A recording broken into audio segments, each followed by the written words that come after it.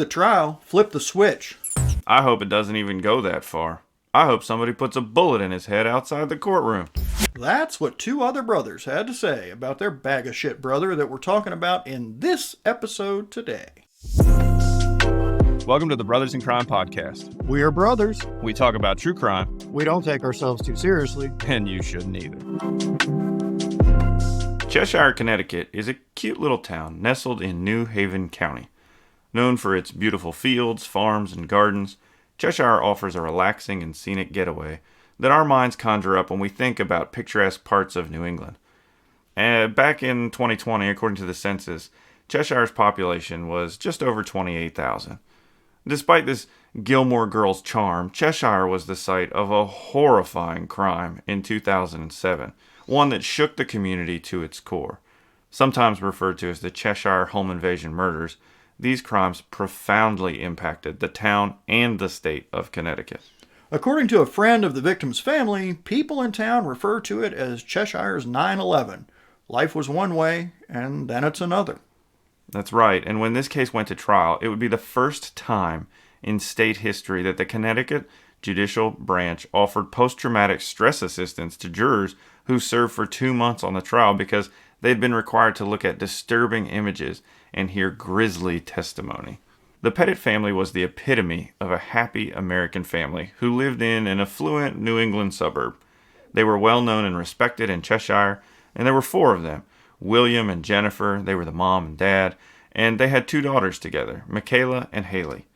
William was an endocrinologist, a doctor, and Jennifer was a nurse and co-director of the health center at Cheshire Academy, which was a private boarding school there in Cheshire. Jennifer had met the good Dr. Petit at Children's Hospital in Pittsburgh, where she was a new oncology nurse and he was a third-year med student at the University of Pittsburgh. They were married in 1985. And then in 1989, they welcomed their oldest daughter, Haley. In 2007, Haley graduated from Miss Porter's School, where she played varsity cross-country, basketball, and crew, and was a high honor roll student. Like most driven young people, she didn't stop there. Haley was also elected to the senior leadership position of Athletic Association head, and she'd also won an award for exceptional community service. Later in 2007, Haley was set to attend Dartmouth College, where she wanted to study medicine. Well, it sounds like she was following mom and dad's footsteps in the medicine world. Definitely, it ran in the family, right? And Haley had not only been bright and driven, she was thoughtful and caring. Her mom, Jennifer, had been diagnosed with multiple sclerosis, and after that, Haley actively fundraised to support MS research. She captained a Walk MS team called Haley's Hope, and she was only 17 at the time, but this was really important to her. And her younger sister, Michaela, wanted to follow in Haley's footsteps. So after Haley left for college, Michaela was planning to continue Haley's Hope, but she wanted to rename it Michaela's Miracle. She was 11, but despite her young age, Michaela liked Rachel Ray and often even cooked for the family. Although they didn't know it, Michaela cooked the last meal the family would ever enjoy together on July 22nd, 2007. July 22nd was a Sunday. It was one of those cozy, lazy, enjoyable kind of Sundays. Jennifer took Michaela to the local Stop and Shop to pick up some groceries. Bill called on his way home from a round of golf, and Jennifer had asked him to stop by the farm stand for fresh veggies. Bill got home around 7:15, and Michaela had already made tomato, bruschetta, and pasta. Man, I didn't even know what bruschetta was when I was 11. I thought I was fancy if I had me some Chef Boyardee in the kitchen. After dinner, Bill took the Sunday paper into the sunroom while the girls settled into the living room to watch Army Wives, a show that they regularly enjoyed together. When that show ended at 11, Haley went to her room and Michaela took her new Harry Potter book and got into her parents' bed, laying next to her mom. Bill had fallen asleep on the sunroom sofa. When I picture this scene in my mind, it's all the things that we hope for, right? I mean, time with people we love and care about, our kids becoming self-sufficient and enjoying our hobbies and buying local produce from fruit stands, Sunday newspapers, and Harry Potter books. It's freedom, comfort, happiness. It's all the things. But what none of the Petits knew was that while Jennifer and Michaela were at the grocery store, a 26-year-old man named Joshua Komisarjevsky had noticed them. He didn't just notice them, though. He followed them to see where they lived. I already don't like this one bit. Sounds like these girls are in for trouble and it's gonna get ugly, which of course is why we're here, I guess. Yeah, so Komisarjevsky was far from a model citizen or even a decent human. He was on parole for drug-related crimes, and from what I understand, he had a number of prior burglary convictions. He began abusing cocaine and methamphetamine as a teen, and he sort of had this career of robbing upscale homes to support a crystal meth habit, according to some past parole hearing documents. And unfortunately, the Petit's money may not have been the only thing about Jennifer and Michaela that caught his eye. How old are these girls? One was 11. Michaela's 11, and Jennifer's mom, she's in her 40s, I think. Okay, and the other sister? 17. Okay. So 11, 17, and then we got mom. I don't know. Can you do this? You got kids again. Can you do this episode by yourself? I really don't think I want to know what happens. I mean, I could, but everybody says you're the funny one, so I think a lot of people would stop listening if you left. Well, damn it, I'm offended. They should be liking me for my good looks, not my humor. Looks for radio, Bob, I keep telling you. Right? So Komisarjevsky entered the Petit's house through an unlocked basement door. Once inside, he grabbed a baseball bat he found leaning against the basement stairs. He went into the sunroom where William was sleeping, and he hit William 4 or 5 times, in the head and all over. It was bad, very bad.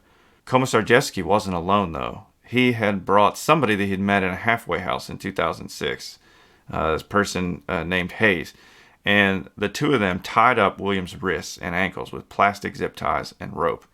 And William remembered one of them telling the other, "If he moves, put 2 bullets in him." Now, the girls and their mother were then bound in their respective rooms. So Jen, the mom, was tied up in her room and the girls in each of their own bedrooms.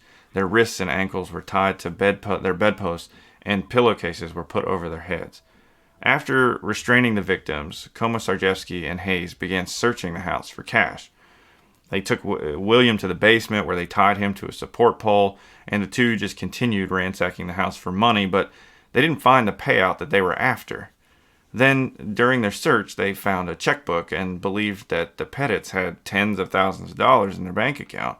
There was an entry in the register that said $30,000 or $40,000, something like that, and they decided they were going to steal $15,000.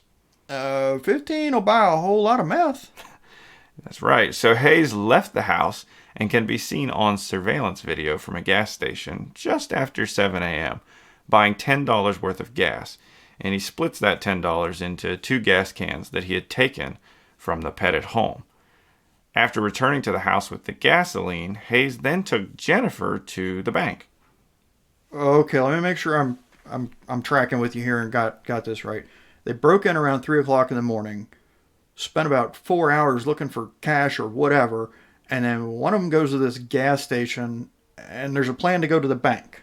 Yeah, so a significant amount of time has passed, and these two have been turning the house upside down looking for cash or, I imagine just other liquid valuables, and they weren't really finding what they wanted. So it was around 9 a.m. when Hayes took Jen to the bank that Monday morning. And once they got there, Hayes waited out in his vehicle, or in the vehicle, and Jen went inside, and she bravely told the bank teller when she, asked for this money, that there were 2 men holding her family hostage in their home and that they were threatening to kill the entire family. And these interactions are captured on the bank's surveillance cameras. Now, the bank manager approved Jen's $15,000 transaction and then called 911 and reported the situation to police. The manager told the dispatcher that Jen said the home invaders were being nice and that she believed they only wanted money. Now, the Cheshire police responded to the bank's report by assessing the situation and setting up a vehicle perimeter without revealing their presence. So, wait, they didn't go bust down the door and snatch up these turds?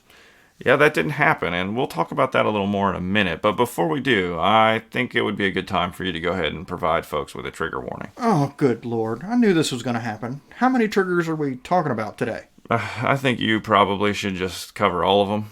All of them? If it's any indication, like I said, when this case went to trial, it was the first time in state history that the Connecticut Judicial Branch offered this post-traumatic stress assistance to jurors who had served, just because of how awful the images and the testimony was in this case.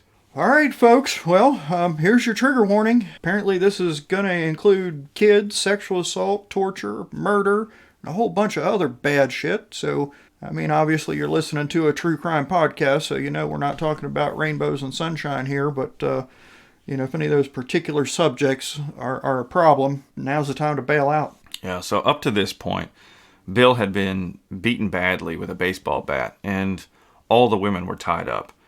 But while Hayes took Jen to the bank, Komisarjevsky sexually assaulted 11-year-old Michaela. And we know exactly what happened for several reasons.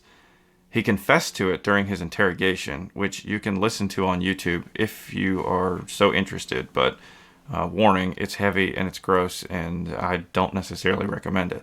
We also know that what he did from the state's medical examiner who found semen in Michaela's body during her autopsy. And Komisarjevsky photographed the assault and rape on his cell phone. Are you kidding me? What a disgusting scumbag. What a low-level, non-life form piece of scum. Yeah, when he was interrogated by police, Komisarjevsky claimed that he thought Michaela was 14 or 16, like that would make what he did any less horrific or right. repugnant. Yeah. Yeah, that makes it all better. No, it doesn't. You're a bag of shit. I wish I could translate the facial expression you just made into audio, because, folks, you can't see him, but the face he made, it's hopefully the face you're making when you hear this. It's awful. And the evil that he would inflict on this family was far from over. When Hayes returned from the bank with Jan, Komisarjevsky told him what he had done to Michaela. And according to Hayes, Komisarjevsky then told him, all right, well, you've got to rape Jen to square things up, since he had raped Michaela. What the hell kind of sick game is going on here? Yeah, and Bill, who was still in the basement, could hear Hayes' assault on his wife on the floor directly above him. He yelled up and heard one of them say, "Don't worry, it's all going to be over in a couple of minutes." William then managed to free himself from the way he'd been restrained against that pole in the basement. And reflecting on this moment, he would say, quote, "I thought it's now or never, because in my mind at that moment, I thought they were going to shoot all of us." He said it felt like his heart was racing 200 beats a minute. But remember, he was seriously injured, and it took an amount of time and serious effort for him to just get out of the basement. So there was a door that led to the outside, and he did make it outside. He would eventually manage to kind of crawl up the stairs into the yard, and my understanding is he basically was so weak that he rolled himself over toward a neighbor's garage through the yard, and when the neighbor saw Bill, he was unrecognizable due to the severity of his injuries. A local newspaper reported that Bill had lost 7 pints of blood during the 7 hours of hell that he had endured that morning. Damn. And so, Bob, from a medical perspective, 7 pints, is that a little bit, a lot bit? That's a lot of blood. That's more than you want to lose. So, during Hayes' confession, he said that while he was raping Jen on the living room floor, Komisarjevsky barged in and yelled that Bill had escaped. Hayes responded to this news by strangling Jen until she was unconscious and probably dead. Hayes and Komisarjevsky doused her lifeless body and areas of the house with gasoline. They poured gas in the daughter's bedroom, and they poured it on Haley and Michaela as well. The two lit the house on fire and fled the scene. They got in the Petit family car and made it about a block away before they crashed into a police cruiser and were subsequently arrested after they were removed from the vehicle. All right, so they're not winning any driving awards. It's a shame the car didn't explode right then. But so the police have been called before this, back when Jen was at the bank. So, like, what was going on here? Did it take a while for them to respond, or what was the deal with that? I mean, how did this even? I mean, I would think it would take some time for these things to go down. And, like, why didn't they go in there when they got the call that the family's being held hostage? Yeah, so the police had arrived at the house and were actually outside, kind of staging and surrounding it before the fire was even lit. Oh, that's just handy. So they're staging and surrounding the outside while there's this raping and murdering happening inside the house they're watching. Is that what you're telling me? Yeah, pretty much. Or benefit of the doubt, are we thinking the raping and murdering was for the most part done, but the arson hadn't begun yet? Somewhere in there. The deal is there's a potential, had we barged in that house when we first got alerted, that we could have prevented some death and destruction. Absolutely. So, due to the nature of the response, authorities have faced criticism for not rushing into the house during the ordeal. I mean, given the phone call from the bank teller at the point, essentially when Jen is at the bank leaving, just walking out, that's when 911 is called. And so there is decisions made, they're not intercepted on the way back. And when police go, they kind of set up this, command post and perimeter and all that sort of thing, and just sort of sit out there and surround the house, but don't actually make an attempt to go in. But according to the town manager, police did what they were trained to do. A police captain also testified later at one of the trials that standard procedure was followed. Okay, so this sounds to me, first of all, you kind of answered my question, or what you said helped me find the answer wherever it fell off in the cobwebs of my head, that obviously we could have avoided Jan, the mom, being raped and strangled because she was alive and called the police and had to get from the bank back to the house, and then all this crap to go down, that any time the police could have intervened and stopped this. But it sounds like what the explanation is, and this was 2007, but it sounds like the explanation is very similar to where things used to be when it came to school shootings or active shooter incidents, and where they are now, that the old training for law enforcement was establish the perimeter, get a bunch of backup, get organized, and go in an organized way, whereas we've learned that doesn't freaking work. And now the way it's done is the very first officer arriving on scene moves toward the threat, which, makes a lot more sense. Yeah. So I hope the police in wherever this is are doing things differently these days. And I would like to think that some of them have a conscience and realize that doing them differently back in July of 2007 could mean some of these people are still alive. Yeah. If not all of them. Right. As much as I wish the outcome here had been different, I can't say that the police, what they should have done in that scenario. I'm with you. We've learned a lot in years that waiting tends to just make things worse. And so there's the new way of doing things is to try to approach and eliminate the threat as quickly as possible.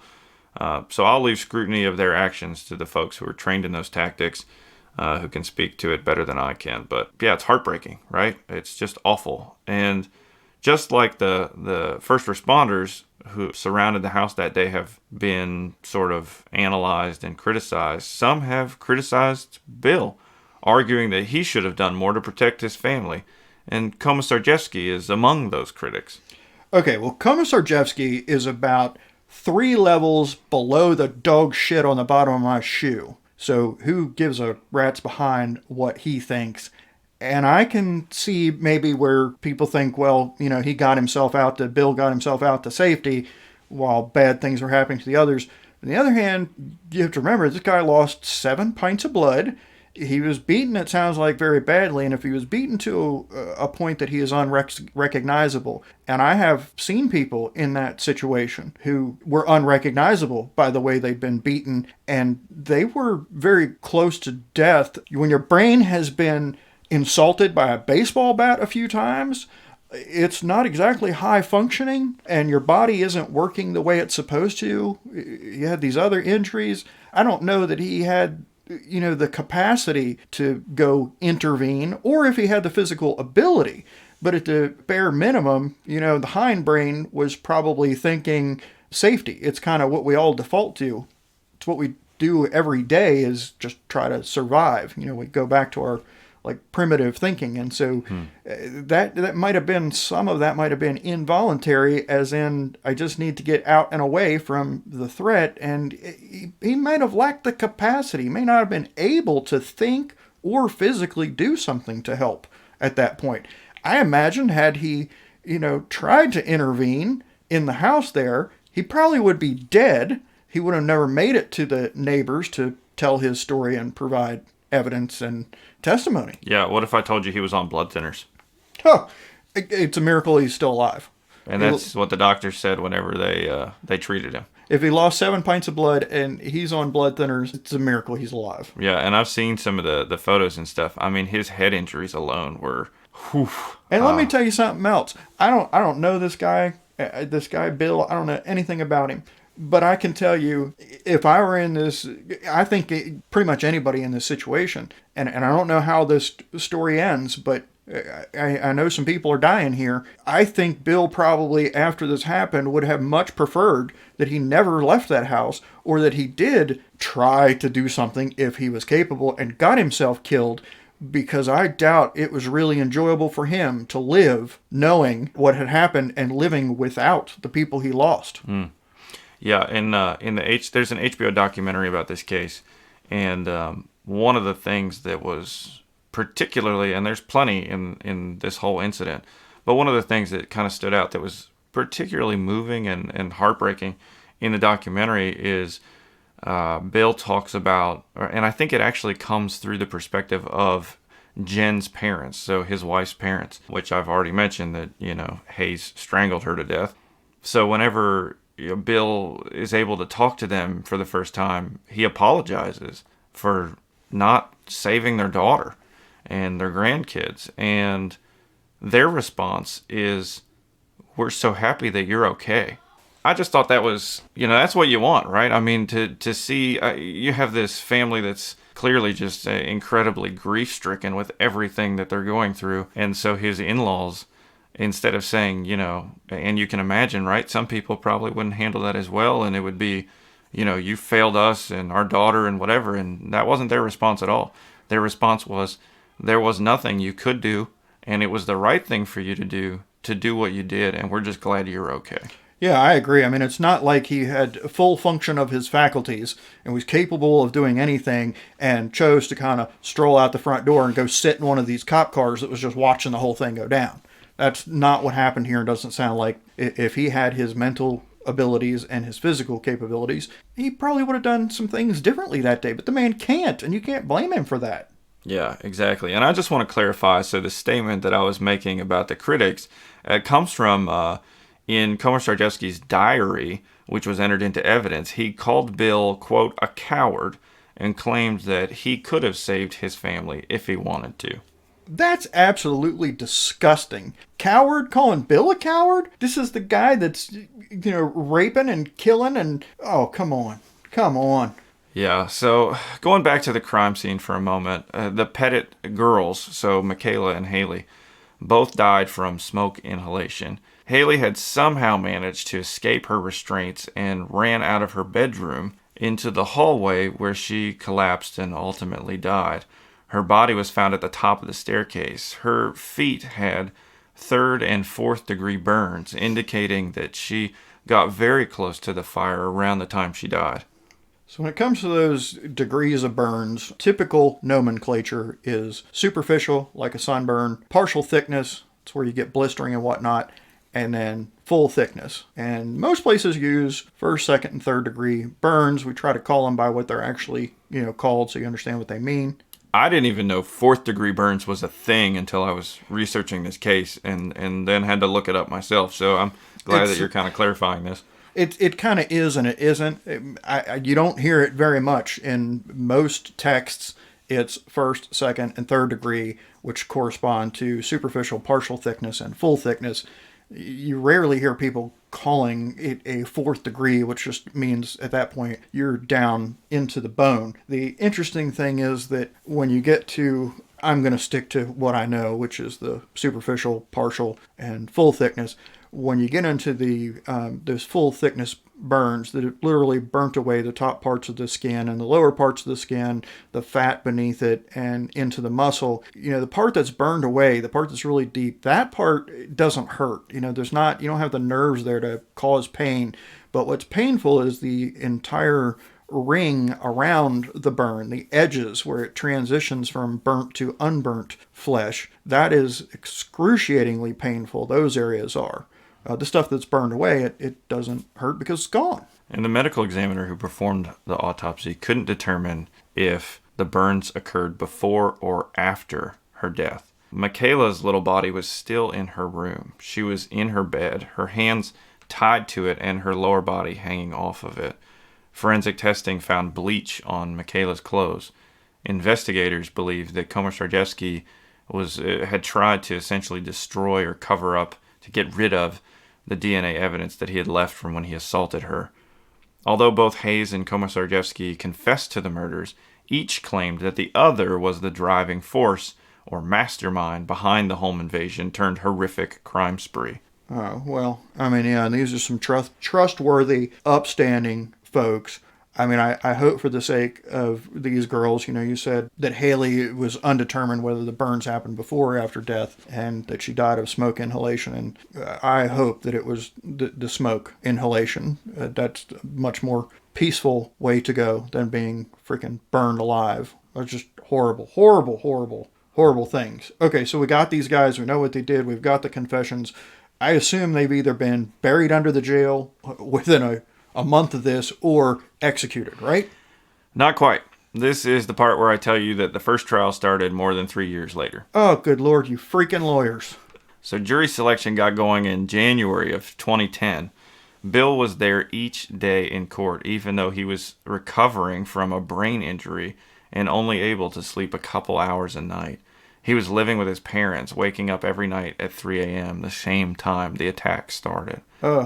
After months of watching from the courtroom's gallery, he testified against Hayes, because Hayes' trial went first. But just think about this for a moment. Think about what Bill endured during this process. He survived the initial attack, hearing, seeing, and smelling awful things. And now in the courtroom, Bill had to watch, had to see, had to look at the crime scene photos, the charred remains of his wife. He heard testimony about Haley's escape from her restraints only to die from smoke inhalation at the top of their stairs. He was subjected to gruesome debate about the nature of the sexual assault Michaela suffered. It's unimaginable. I don't know how this guy did not just lunge across the courtroom and put his hands around this guy's neck, or quite honestly, how Bill managed to continue to put one foot in front of the other every day with this. I mean, you talk about PTSD and then triggers in the courtroom. Holy crap. Yeah, absolutely. It's he's we'll get a little bit more into Bill, so I don't want to give the farm away, but it's yeah, you're right. So Hayes' trial got started on the September 13th, 2010, right? The defense argued that Komisarjevsky was the mastermind behind the home invasion and that he was responsible for escalating the violent nature of these crimes at every critical point. The prosecutors argued that both Hayes and Komisarjevsky shared responsibility, that it couldn't all be put off on Komisarjevsky as the mastermind. And once the trial concluded, the jury deliberated for about 5 hours. And they found Hayes guilty of 16 out of the 17 counts he was facing. About a month later, the sentencing phase of the trial began. The jurors now had to decide if Hayes should be executed or imprisoned for life. Deliberations began on November 5th, and the jury deliberated for about 17 hours over the course of 4 days before reaching a decision. And then on November 8th, 2010, the jury returned with a recommendation that Hayes be executed. They recommended a death sentence on each of the 6 capital felony counts for which Hayes was convicted. On December 2nd, 2010, Hayes apologized for the pain and suffering he caused the Petit family and added that, quote, "Death for me will be a welcome relief, and I hope it will bring some peace and comfort to those who I have hurt so much." You got any thoughts about that? I don't give a shit what he's got to say. Right. The judge checked off the formality of imposing 6 death sentences, 1 for each of the capital charges, and the judge then added a sentence of 106 years for good measure for the other crimes that were committed during the home invasion, including kidnapping, burglary, and assault. Before finishing with this, the judge said, quote, "This is a terrible sentence, but is, in truth, a sentence you wrote for yourself in flames. May God have mercy on your soul." And Hayes was given an official execution date of May 27th, 2011. Okay, so is he worm food at this point? We're what, 13 to 12 years after that? Is he worm food at this point, or we got loopholes? Oh, not quite. Remember, lawyers. Oh, The judge noted at sentencing that even though he was setting an official execution date, if Hayes appealed, it would take decades longer for the execution to actually take place. I don't get it. I mean, like, you want to make sure you got the right guy. I get that. But at this point, you've got the confession, you've got a witness who is in that home, you got the daggone DNA, you got video. Like, he freaking did it. And I don't want to hear this stuff about, I'm sure, like you were saying, the defense attorney was arguing, well, it wouldn't have gone that bad if it wasn't for the other guy said this guy isn't fully. Bullshit. What is that thing y'all talk about, in for a penny, in for a pound, or something like that? No, Yeah. You were in. What did you think? You were not going there to bake cupcakes with this family. You got into this and, he held a gun to your head and made you rape some damn body? I don't think so. No, goodbye. You're bull. I'm sorry. So where are we at with this dude? It's 2024 now. Are we still appealing? Yeah, so I'll get to that in a moment, but let's go ahead and switch gears and talk about Komisarjevsky's trial first. So put a pin in that. Komisarjevsky's attorneys offered for him to plead guilty in exchange for a life sentence, but prosecutors took the case to trial in order to see him put to death. His trial began on September 19th, 2011. Unsurprisingly, the legal strategy was exactly the same as Hayes' trial. Komisarjevsky's attorneys blamed Hayes for the murders, arguing that Hayes was the criminal mastermind and that their client was just a confused and easily led man who didn't mean to kill anybody. But nobody bought it. Komisarjevsky was found guilty on October 13th, and then on December 9th, 2011, the jury recommended the death penalty again. And during the sentencing hearing in January of 2012, the judge described the proceeding this way. Quote, "This is a terrible sentence, but it's one that you wrote for yourself with deeds of unimaginable horror and savagery." So apparently this judge had this line that he liked to use, right? Because he's consistent, at least. Yeah, I was going to say, I mean, could we spice it up here, Judge? I had to bring those quotes out because I knew you'd find that interesting. So Komisarjevsky made a statement during the sentencing hearing, noting the jury who recommended the death penalty for him, quote, "believed him so worthless, even his very existence is deemed intolerable." True story. The judge scheduled his execution for July 20th, 2012. But Komisarjevsky filed and lost at least 6 appeals. So to keep on going, it's still just rolling along there. Now, earlier you asked me just a minute ago if Hayes, if he had been deep fried or whatever, because we're well beyond a decade after his execution. Those appeals created some delay on the execution date, and then, that just things get kicked down the road, and like you say, lawyers, and time passes. And as the cases were working their way through the appellate process, Connecticut threw everybody a curveball with these cases because the death sentences were actually converted into life sentences in August 2015. What is that about? Why? These guys should not be sucking up air that other people breathe. I mean, what happened there? So the state legislature decided to abolish the death penalty in Connecticut in 2015. And at that time, both death sentences were converted because there's no more death penalty. And as we're talking about these guys being executed, I'm thinking about how Hayes' own brothers felt about this. They wanted to see him put to death, and not out of compassion. This trial, says Matthew Hayes. Flip the switch. "I hope it doesn't even go that far," Brian Hayes said. "I hope somebody puts a bullet in his head outside the courtroom." Now, after everything the man has survived, it's hard to imagine how profoundly this event has impacted Bill. It really is difficult to process. I think for people who haven't experienced something like that, which a few of us have, we need to be really careful how we think about and interact with those who have been through this kind of thing. This exchange that I'm about to share on the steps of the courthouse after Hayes was convicted illustrates my point. Standing there shortly after the verdict, Bill said, quote, "Michaela was an 11-year-old little girl. Tortured and killed in her own bedroom, surrounded by stuffed animals. And Haley had a great future and was a strong and courageous person." Then, talking about his wife, Bill said, She helped so many kids, and now she cannot do that.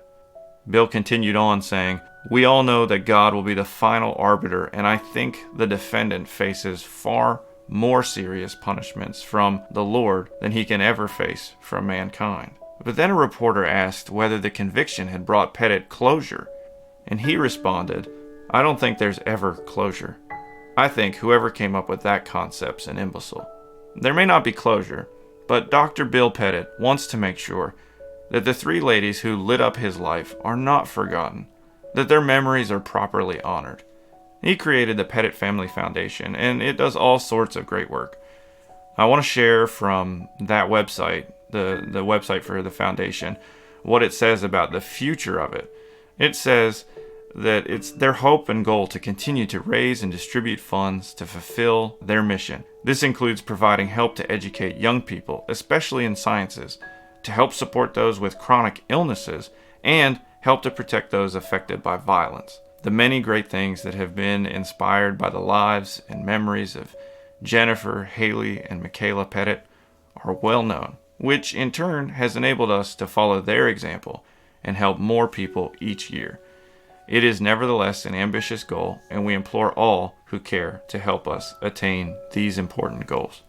You can find a link to the Petit Family Foundation website in our show notes, and we'll make sure it's available on socials. Hey, thanks for hanging out with us on the Brothers in Crime podcast. Feedback and suggestions are always welcome. For links and resources related to this episode, please see the show notes or visit us at brothersincrimepodcast.com. We hope you'll save, subscribe, or bookmark us on your favorite podcast site and join us for the next episode.